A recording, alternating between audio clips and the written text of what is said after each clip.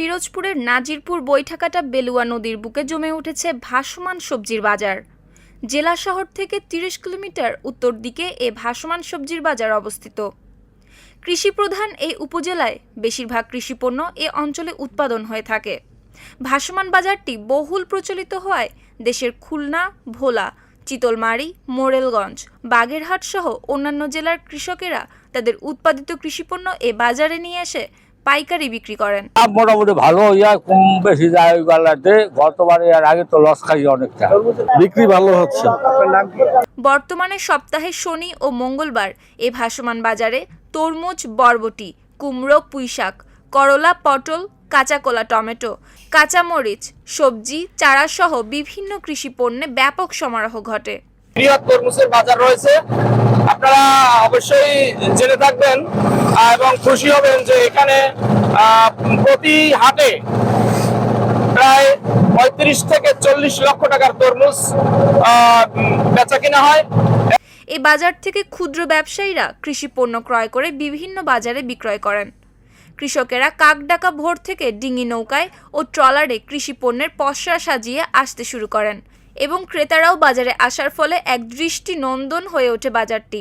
নদীর মধ্যে প্রতিটি সবজি ভরা নৌকায় এবং ট্রলার যেন মনে হয় এক একটি দোকান ঘর। বাজারের দিনে বিভিন্ন এলাকা থেকে হাজার হাজার লোকজন দৃষ্টিনন্দন এই ভাসমান বাজার দেখতে আসে।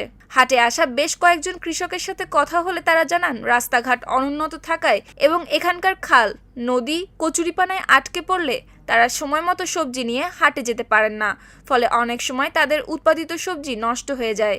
এ সময় তারা সবজি সংরক্ষণের জন্য একটি কোল্ড স্টোরেজের দাবিও জানান।